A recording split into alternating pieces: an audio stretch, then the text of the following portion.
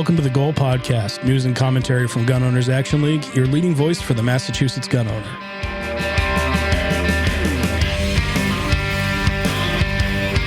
I'm Garrett with Jeff. How's it going, man? It's going. Weather's finally turning around a little bit. Yeah. It's almost nice. I have 28th off. Outstanding. So we're going to do our best. I'm really... Get it done. This is the part about hunting. So for people who are not understanding the reference, so I told Garrett last year that I'd put him on some spring birds, and that he needed to take opening day off for work, which this year is April 28th is the first day that we'll be able to go. Yeah, this is like where there's kind of, I feel like, more pressure. There you go. It's all it's all your responsibility, Jeff. Yeah. So no, I have deer hunting experience, some small game hunting, stuff like that, but I've never shot birds outside of grouse. So turkey's good fun. It'll be fun. Generally speaking, I kind of get an idea of where they like to hang out. So probably not this coming weekend, but the following weekend, I'll get some game cameras out and really dial it in. And yeah, cool. We'll sit on some birds and get the shotguns warmed up and right on. Hopefully, have some fans for the wall. And that will be just the weekend past April 19th, which is, of course, the big goal event happening at the Boxborough Regency, April the 19th. The 250th anniversary event with a bunch of cool speakers and dinner and so forth. And that's after stuff going on outdoors at Lexington and Concord. So more details are incoming, but for dinner, get your tickets, right? Go to gold.org and get your tickets. They are selling it pretty quick, as I understand. All right. So there's some new firearms for the approved firearms roster. Yeah. So we've kind of like touched on it briefly in our rantings about certain things on there and things, but we do like try to keep a finger on what's going on. There were not a lot of editions this time around. This one actually released in February, so it's a few weeks overdue, but we've had other things going on. It's been rather a busy period of time. So first up, of course, is the BioFire Smart Gun 9mm. Yeah, which we'll put a pin in that one, and we'll revisit that one at the end. Yeah, but a $1,500 gun. It's $1,500 gun. Kimber has a couple of, well, it's Kimber, so it's going to be a 1911 clone. They've got the KDS 9C for $1,199. It's a 9mm compact, and then the Micro 9 STS for around $700. That's a 9mm subcompact Kimber in basically the same frame, just smaller. Couple of SIG entries, 220RM 45 Legion -R2, which is just the optics cut version of the previous Legion that was already on the roster. This one's going for around $1,400. And the SIG 320C 9BSSP, which is a mass compliant version of the 320C, meaning they drilled it out so that you have a quote loaded chamber viewport. So that was submitted and approved by the FCAB. That one goes for about $550. And then, Jeff, I know you're a big wheel gun fan. Smith & Wesson has 4 new wheel guns. Yeah, there's a handful. And credit to Smith & Wesson because they're starting to look back to taking the lock out of those revolvers. The Hillary hole. Which I mean, nobody really liked, both for the aesthetic reasons. Yeah. It looks pretty bad. That's terrible. It's an ingress point and it's all kinds of... Yeah, it's just another avenue for dirt and debris to get in there and jam everything up. And then for the lock to potentially accidentally engage while being carried as a defensive firearm. So you can lock yourself out of your defense gun. Yeah. But yeah, they have the 432 UC, the 442 UC, the 632 UC, and the 642. So it's a couple offerings in 32 H&R and a couple options in 38 Smith & Wesson Special. Yep. Very cool stuff. Very cool. So which one of those wheel guns are you going to buy for daily carry? For daily carry, none. 32 H&R would be cool. That is kind of cool, yeah. Yeah. No, I like Smith & Wesson revolvers. I just, like I said, it's a carry thing. I know. No, these are all very stubby, lightweight, super lightweight titanium, very like sub 2-inch stubby barrel. If I was going revolver for carry, I probably wouldn't go that lightweight. I would not go that small. No. It's to each their own. There's certainly as many people who tell me I'm right that tell me that I'm wrong. So whatever gun you're gonna carry, better to carry one and then not. Yeah. Yeah. But as far as the BioFire Smart Gun goes, Yeah. now this is the one that has a few different ways. The idea behind this firearm is that it's somehow programmed so it can only be fired by the approved user. Or users. Yeah. It seems to me that there's a lot of failure points, not that beyond just the mechanical, that I don't think are fixable. So it's supposed to be a biometric system using 3D facial recognition and fingerprinting, although I'm not sure how the facial recognition thing quite works. If I recall, it has a little thing on the back of the slide. Yeah. So it's looking back at your face. It must have some kind of image sensor there. Certainly doesn't help if you're not in a proper shooting position. Yeah, right. So, I mean, in their defense, I don't know how honest they're being about it, but they have come out publicly and said, listen, this is not, we're not for mandates. We don't want to force everybody to carry this thing. It's another option. They don't even market or recommend it for defensive carry. They say explicitly that they want this gun to be used as a home defense gun where the environment is more controlled. It's, safely stored. It's all of those things, whether that means they're hedging or, because it could be any of that stuff, right? It sounds like they're saying kind of the right words. Well, if they market it, then I think they're going to run into a tough problem marketing it as a self-defense firearm. Is if it fails, oh yeah, then what is the liability and the implications for them? I mean, certainly someone's probably going to file a lawsuit. But the question comes into, and this is true with any firearm, is what happens if you want it to work and it doesn't? That's true of any gun. Failure, malfunction, failure drills and malfunction clearances. And when you start inserting those kinds of issues, how do you remedy that at speed or in the context of a self-defense scenario when the fingerprint scanner doesn't catch your finger right away, or the facial recognition thing doesn't work, or that doesn't work, or Jim asked some of the appropriate questions, like what happens when the battery dies? Mm-hmm. Does it default work? Does it default not work? It definitely is it locked out? Yeah. So there's a lot of questions in there, and then there's the practical aspects of it too. That if you've seen it, the thing is huge. So it's a whole nother set of training, that you have to do in order to get yourself to be proficient enough to be able to trust your life to it. The thing is gigantic, and it's necessarily large. That's just how it is. It's got a lot of stuff that it has to keep in there along with the regular, firearm stuff. But it's a large gun. It feels like a large taser in rough proportions to me. No, it looks a little bit like a taser and a high point had a kid. The bastard child. But I mean, technology will only make it smaller, and I'm sure, and especially if it takes off, and especially if it gains, adoption and so forth. So, yeah, all of that stuff.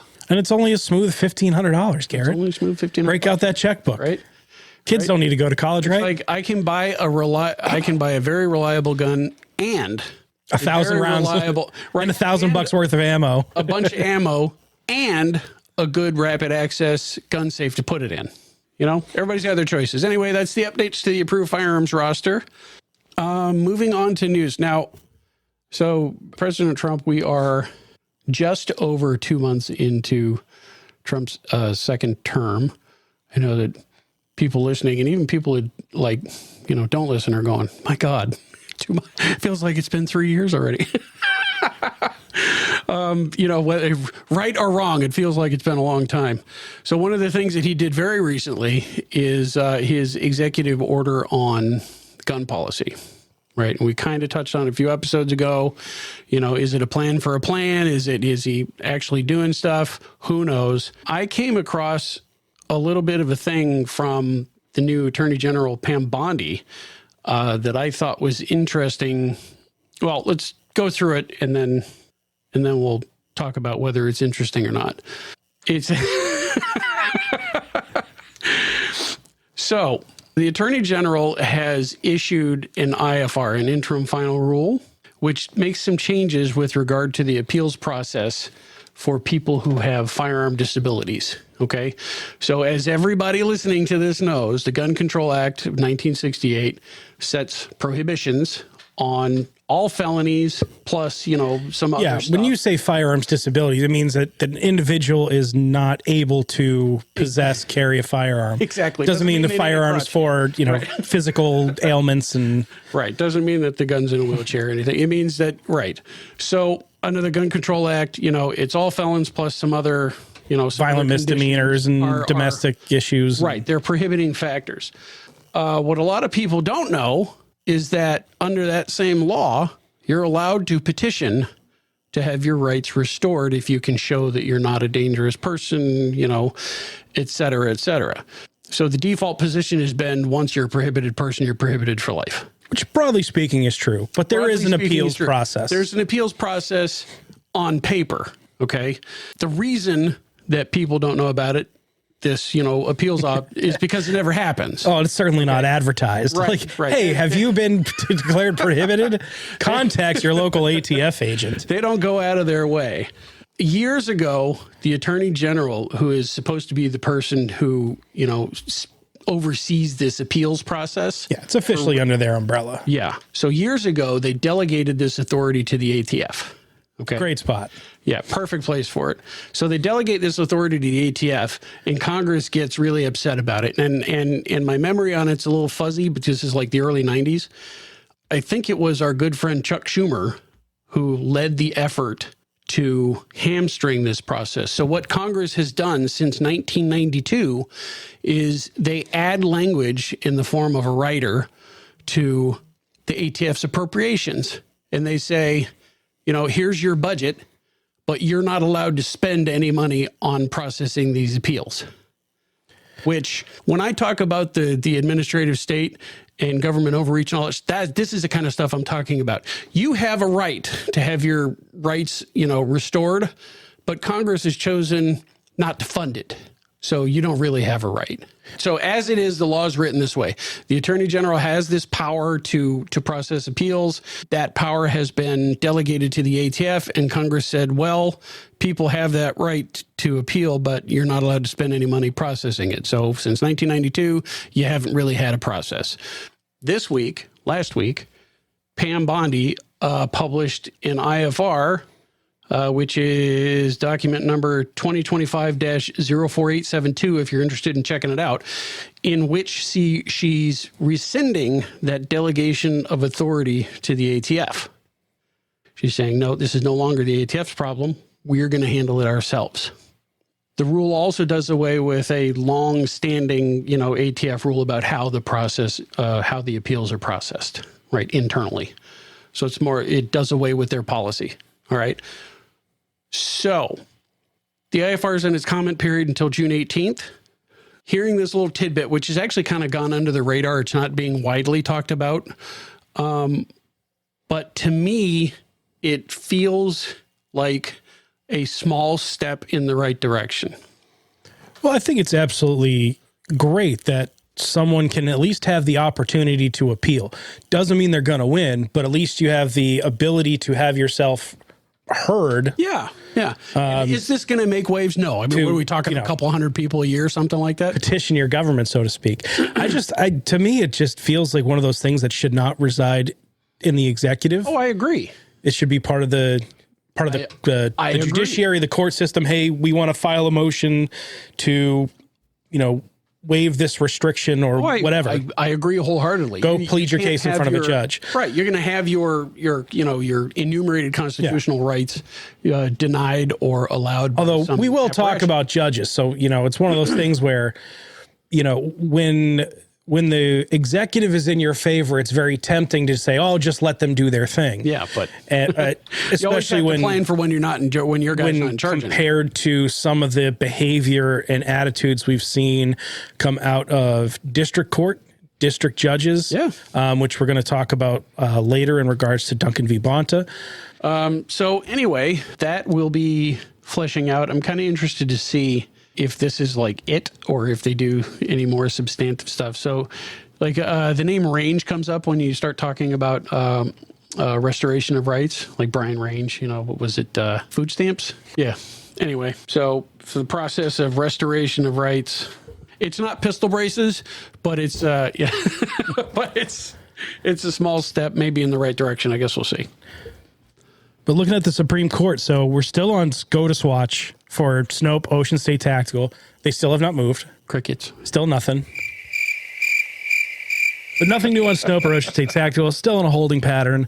And this is just one of those things where it's like, I don't know how to follow up on it. Yeah, there's nothing to follow up. It's been rescheduled again for, what were we, the 9th time, 10th time, something like that for this Friday. We're double digits. We'll see. Whatever. It's still hanging out there. You know, no news is no news.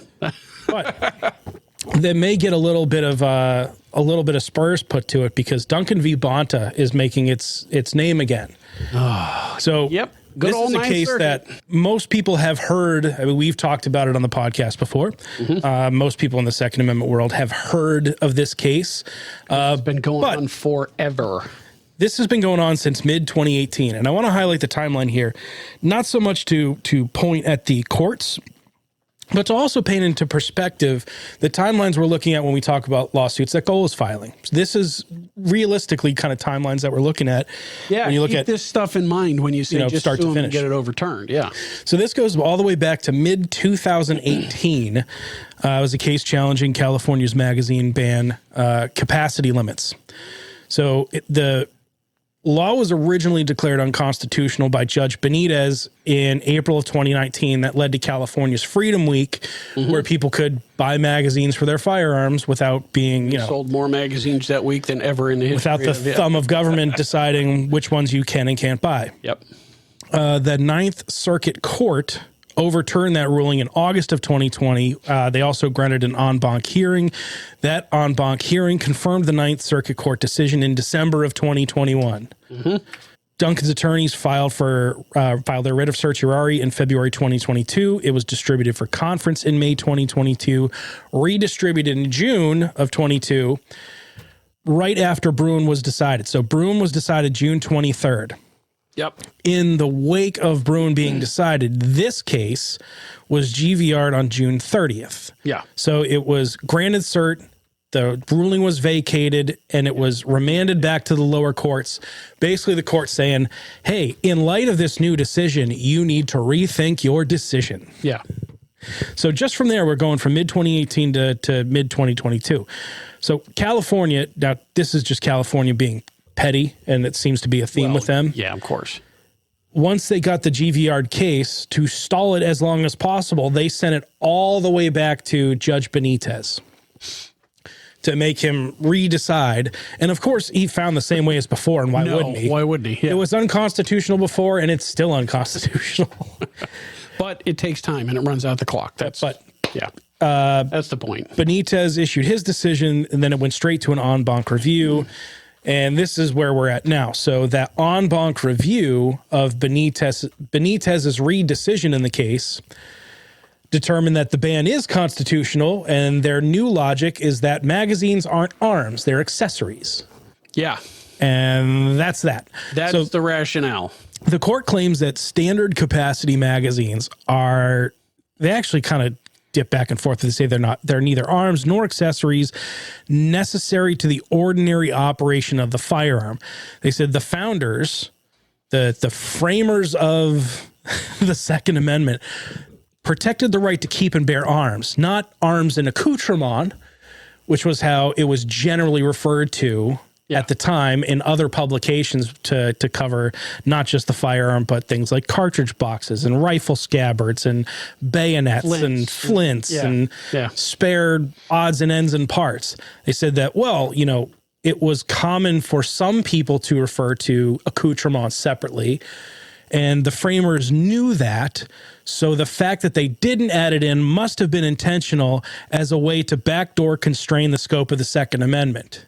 They've magically found this interpretation out of the blue. Never mind that was it Heller found pretty much the opposite of that, saying saying that yes, it's required for the operation. Newsflash: magazines are required for the operation of certain types of firearms. Yeah, but the en banc addresses this, at least according to their flawed logic. They said the number of rounds does not play a role in the firing or functioning of the firearm. Therefore, limiting the capacity of the magazine is A-okay. Therefore, blue states, please limit your magazine capacity to 1. That is the logical extension of the argument to make semi-automatic pistol single-shot firearms with 1-round magazines. Now they say that, and this is the Ninth Circuit Court claim. Standard magazines are not in common use for self-defense and are only most useful in military service. That's baloney.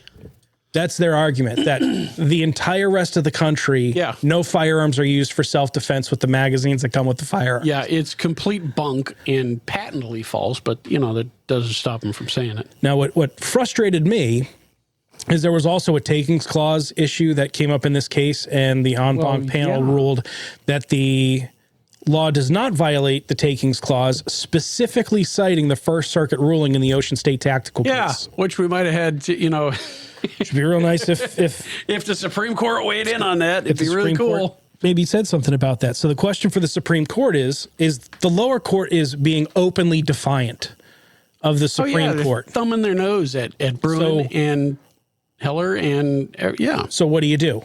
I think, the Supreme Court needs to come up with some kind of answer. Well, I would hope so.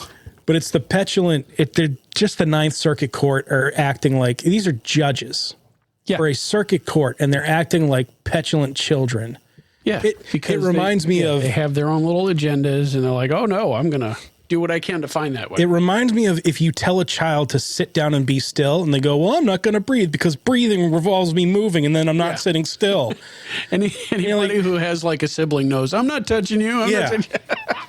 So for them to come back and say, well, they didn't say arms and accoutrement, and obviously that must have been intentional, because really what the founders wanted to do was backdoor undermine the second thing that they wrote as like the most important rights that people have. That was all this big 4D underwater chess move that nobody has ever even thought of until this Ninth Circuit Court in 2025. Yeah. And it goes to like the whole anti-gun, mindset that, no, guns were never intended to be personal arms. They were never intended to be, for self-defense. They were never intended to be for any of this stuff. It was a right that was invented in 2008, right? It was a right that was invented by the gun lobby. It was a right that... My response to that is always, no, it's not that it wasn't a right. It's always been a right. It was just uncontroversial until you started to attack it. Right. And to draw a comparison between modern firearms and the firearms of that era, I would say it would probably be equivalent of saying that, well, you can have a musket, but you can't have a ramrod to actually seat the round safely down the barrel. Yeah. But yeah, and then the pettiness of, well, I guess you can have a magazine, but it doesn't limit how many rounds there are. It's like, well, then what's coming next? Yeah. You don't have a right. Well, you have a right to ammunition, but you don't have a right to the casing that holds the ammunition together. So ball and powder. Where are we going with this? It seems that I mean, we all know that it goes towards anything that sounds like a prohibition. That's where all of this stuff, every little nuanced argument that comes from anywhere, even like the steel shot arguments and, the anti-lead arguments, it's got nothing to do with that. It has nothing to do with that. It has to do with making gun ownership hard. Yeah. So it seems that the Ninth Circuit Court, for political reasons, obviously they don't want to concede the fact that they are wrong and that this law is unconstitutional.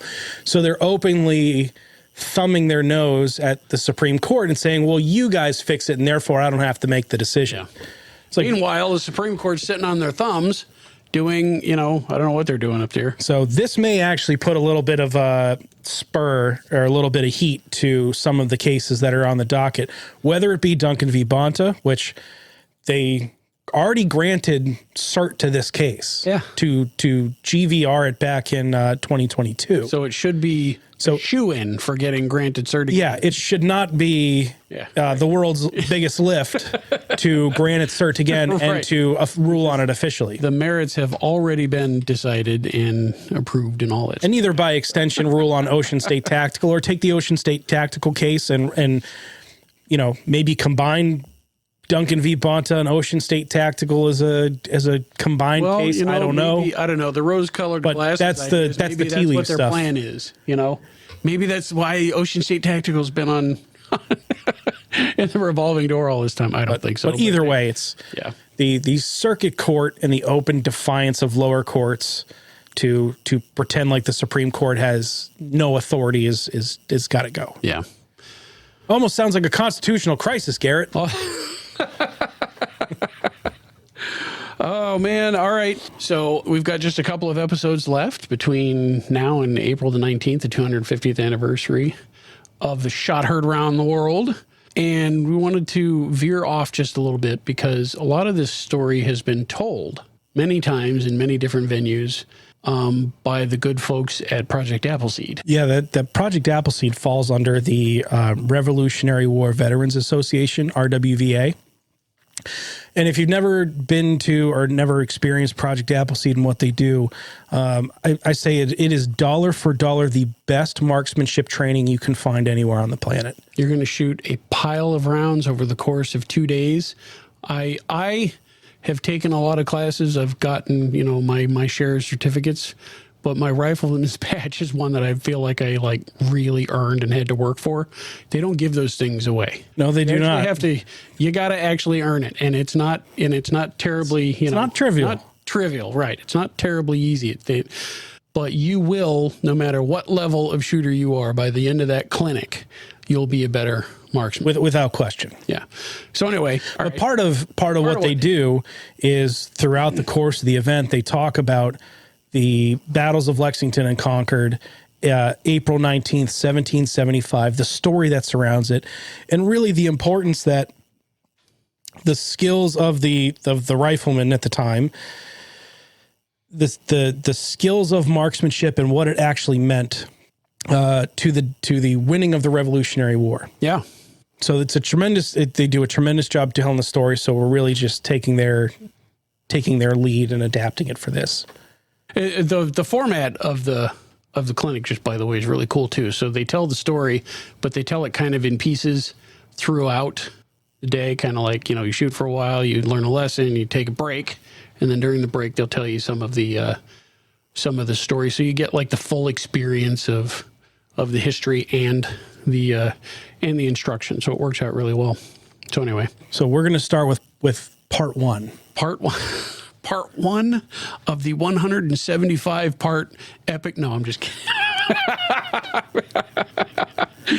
I kid. All right, take it away. So approaching April 19th, General Gage had coordinated and thought of another powder raid, specifically going after the towns of Lexington and Concord. He wanted to arrest the leaders of the troublemakers, capture field pieces, and confiscate arms. Prior to that, so during the day on the 18th of April, small groups of British officers rode out of Boston into the surrounding countryside. Not unusual, but it was noticed that they were heavily armed and they did not return to town at dusk. That was not the norm. Unusual, yeah. That evening, British troops were awakened quietly in their barracks in Boston and began to assemble and march to the Charles River waterfront. Now, every British regiment contains 2 companies of selected men. In this case, there were grenadiers. Those were large guys, big bear fur hats, kind of shock troops. These are your Tanks. your strongest fighters. Yep.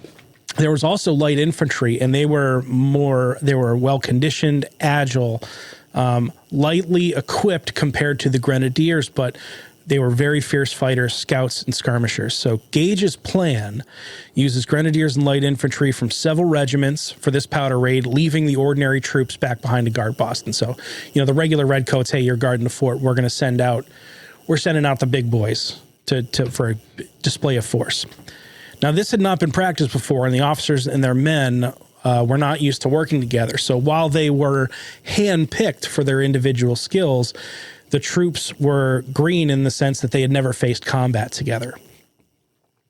Now, the redcoats aren't identical, so rank and file get cheaply made and dyed coats, and they often faded to kind of a brownish pink in the sun. The officers, being wealthier and, gentlemen of status, were able to afford and buy their own well-made and dyed coats that didn't fade. So it was very easy to tell from a distance kind of who's who as far as how they rank societally in the British military. Just by the quality of their uniform. Now, to picture a redcoat, so they're carrying the Brown Bess musket. It's a heavy, long, muzzle-loading smoothbore gun. It fired a 3/4-inch lead ball. That's a big piece of metal going down range. Yep. It's not rifled, though. So the Brown Bess musket was not particularly precise by modern-day standards, even really by the standards at the time. It wasn't particularly accurate, but that was not the British strategy. Right. So with an effective range of maybe 100 yards, the Brown Bess usually didn't even have sights. An entire company, when firing, would present its muskets at the enemy and fire a volley together, so that it's like a group shotgun. So warfare at the time, it was a different thing, right? The way I've seen it put is that as an infantryman, your target is not an enemy, it's the enemy. Yeah. Right? You're going in that direction. to the crowd. Right.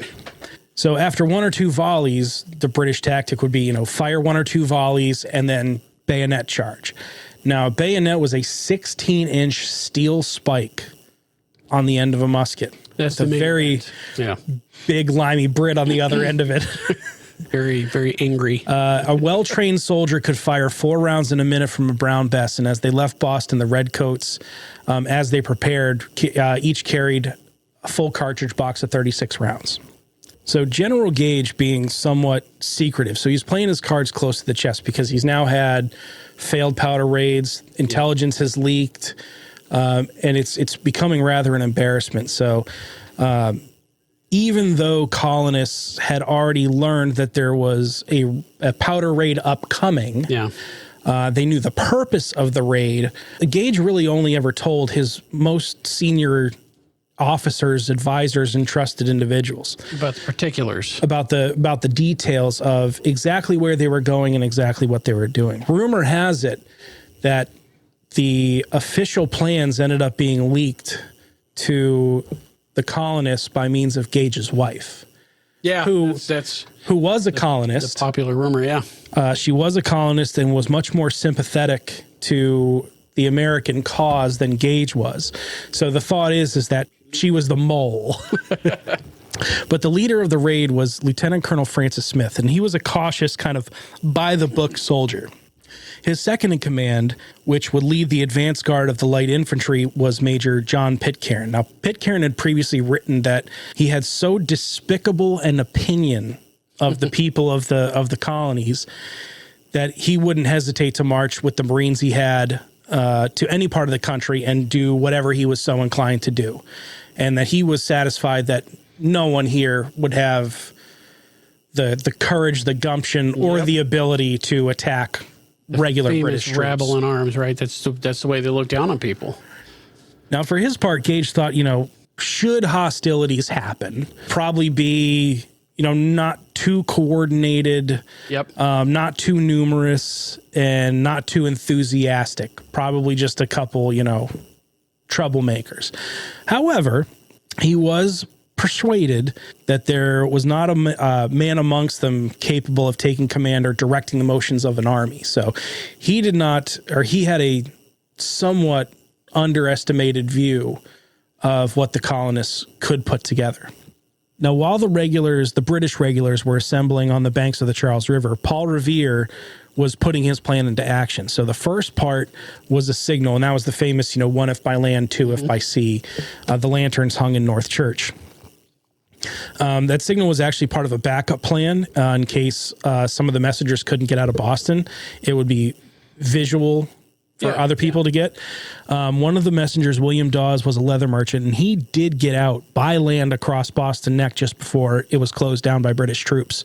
So the other messenger is Revere himself. He was being rowed across the river to Charlestown by 2 friends.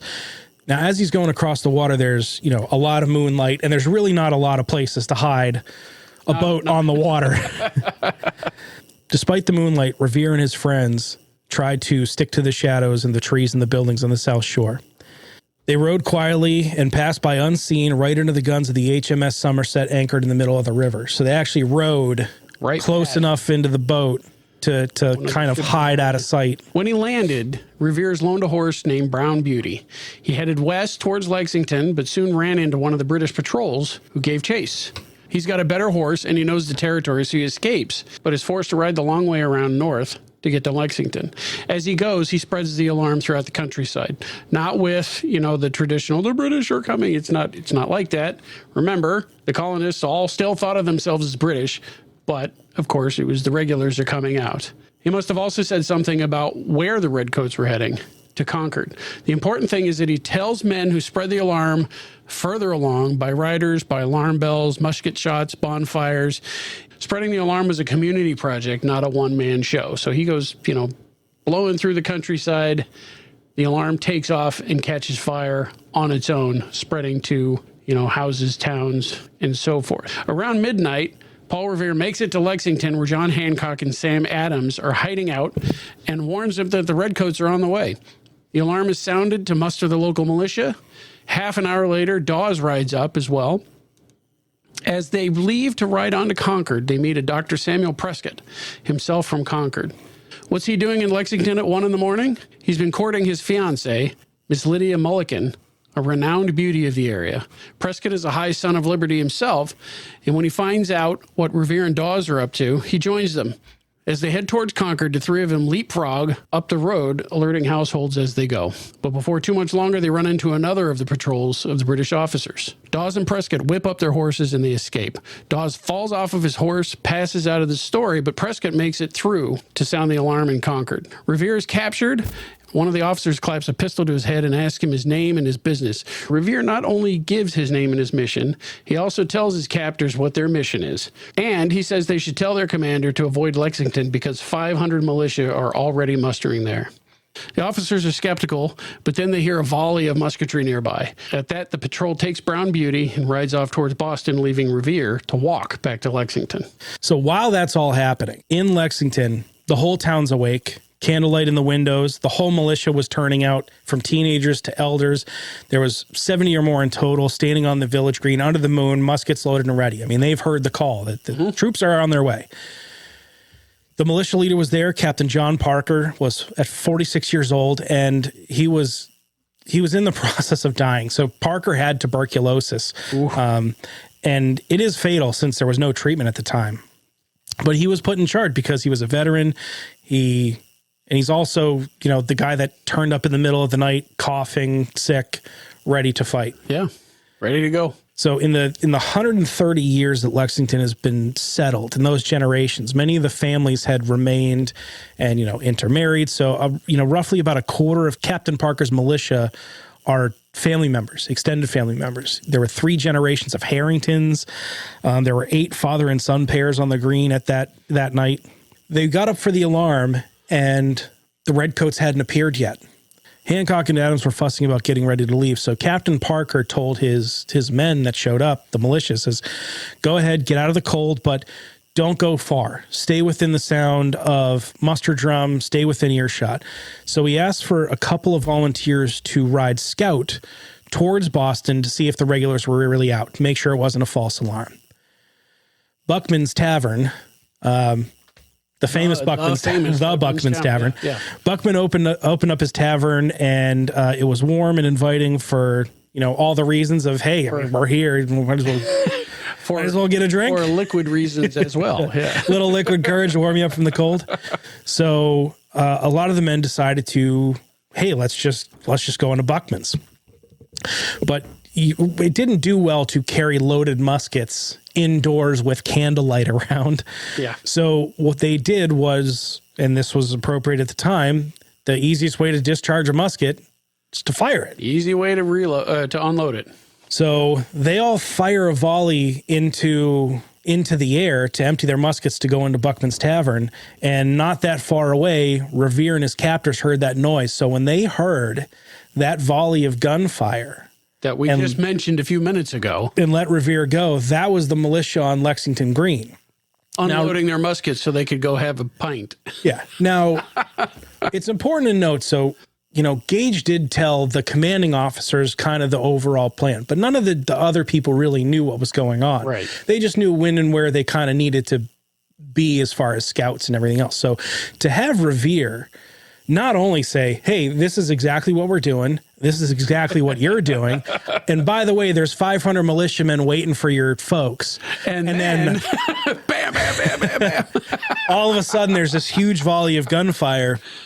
I mean, timing is everything, right? It lends a sense of verisimilitude. In the meanwhile, as the alarm's going out, the redcoats were having probably the hardest time they could have had. There weren't enough Navy boats really to get them across to Cambridge to start the march. So it took multiple trips. The boats were heavily loaded down, so they were running aground offshore. So the men were waiting on shore, probably up to about their waists in April ice cold water. Freezing water. And then, of course, they land and they're in a swamp and they're wading through mud to get to solid ground. And then they stand around. They're waiting for rations to be provided to them by the British Navy, which I guess the whole Army-Navy rivalry goes back further than I thought. Apparently what the British Navy did was send them all of their bad food that had gone bad. Yeah. So moldy, maggot-ridden, Lovely. hardtack and whatever else. And then the officers, so this is all still, British military at the time, they had to get everybody coordinated, and we had to get all of our groups in by seniority and rank, and everybody had to be mustered and perfect. So they had 18 miles to march to reach Concord, and meanwhile they're fighting and fussing over who needs to be in what order.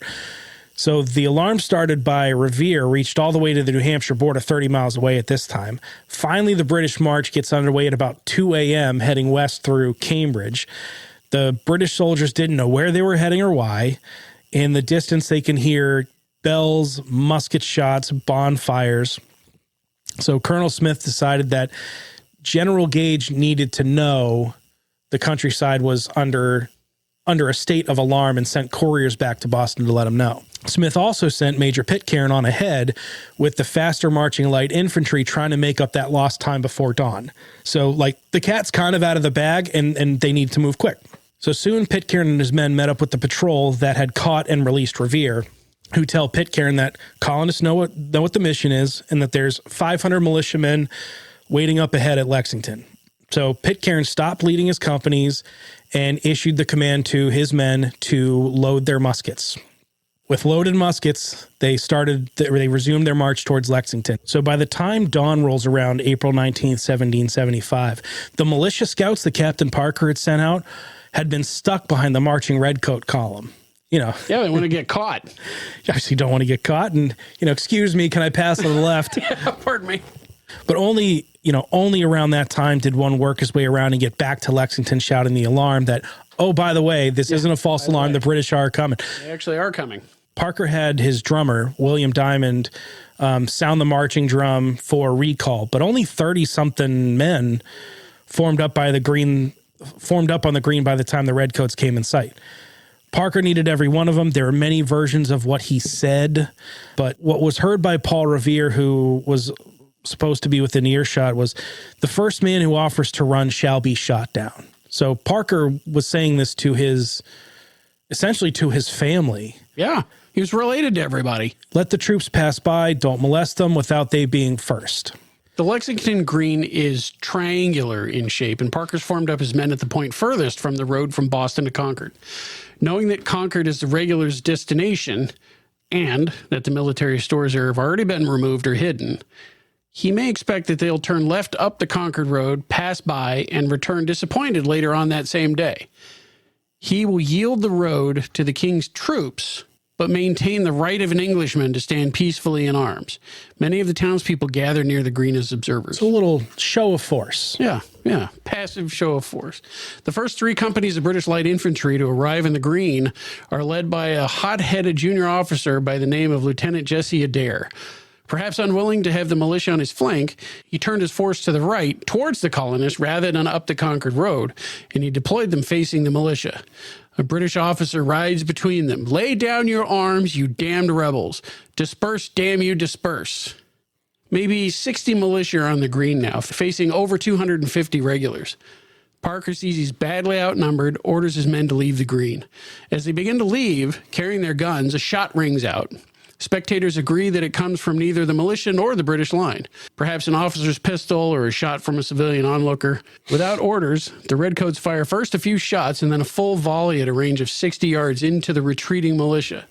The townspeople run screaming as the regulars charge with bayonets and hunt down the fleeing militia. Robert Monroe and Jonas Parker are shot down where they stand. Parker has put his ammunition in his hat at his feet, and he is sworn not to run. He fires one shot. He's hit and bayoneted before getting off another shot. 4 other militia are cut down from the rear. Jonathan Harrington, whose home faces the green, is shot in the back as he flees to it. He crawls bleeding to his own doorstep and dies in front of his wife and his young son. Colin is taken prisoner by the Redcoats, tries to flee, and is also shot. 5 of the 8 father and son pairs are broken by death on this day. Now, witness reports say that they believed it was a pistol shot. And at the time, pistols were a luxury not a lot of people had. That's right. So there's a presumption that it was the most likely people to have had pistols loaded on that day would have been British officers. British officers, exactly. So the speculation is that whether it was Adair or one of his men fired it as like a warning shot, a little, hey, we told you to get out of here. Maybe didn't even aim it at anybody. But nobody wants to be the last person shooting in a gunfight. So with that gunshot going off, the British just opened up. Yeah, they started unloading. In Lexington, 4 militiamen had been in the meeting house, which was also the town's powder magazine. They emerged just as the firing started. Caleb Harrington was shot dead and another man wounded. Joshua Simmons dodged back inside, pointed his musket at a powder barrel, and prepared to fire it and explode the magazine if the regulars break in. If we can't have it. So at this point, Colonel Smith of the Redcoats arrives to watch in horror as his men were running completely out of control, chasing colonists, undisciplined, not responding to their officers' commands. He found a drummer and ordered the recall sounded. Thankfully, the regulars turned back just before entering the powder magazine, saving Joshua Simmons from having to detonate the powder magazine with himself inside. After restoring some semblance of order, Smith allowed the soldiers to empty their muskets in a victory volley and to give a cheer, the huzzah, Huzzah! Huzzah! ringing out over the grieving town. Total casualties are 1 man and 1 horse wounded for the British. Ouch. The colonists, so that was kind of the first interaction between the colonists and the Redcoats in that whole in hostility. arc. Yeah. So the colonists stood in arms against the Redcoats. They didn't fire first and really suffered arguably a massacre. No regulars were killed. If it ended there, if the regulars had returned to Boston, there might be trials, maybe a hanging or 2. Yeah. Who knows? But probably not war. Now Colonel Smith finally calls all of his officers together and tells them the mission. Here's what we're doing. Here's the big picture. And most of them were terrified. So the entire countryside is alarmed. They've lost the element of surprise. Blood is on the ground. A return to Boston would probably be the smart decision, but Smith was chosen because he was a by-the-book guy. He had been given his orders, and he was going to see them through. So the regulars pulled themselves together and marched on towards Concord. In the wake, Captain Parker's men gathered up their deceased and wounded and waited for the Redcoats to return. Now, There we go. certainly for the people of Lexington, the British are marching. They're supposed to be just marching through. You have some of your people standing there as a little like, hey, show of force. Hey, we're here responding. Their rights as an Englishman is to stand there peaceably armed. And from the perspective of the Lexington town people who witnessed it, the British soldiers marched right over to them, attacked, killed people, shot people in the back who were fleeing, and then had the audacity to fire a victory volley and cheer for what they've done. So that was an affront. A major affront to the people of Lexington. So that's part 1 of the battles of Lexington and Concord, the 250th anniversary of which is April 19th, 2025. Next episode, we'll continue the story on the road to Concord and finish with the British return to Boston.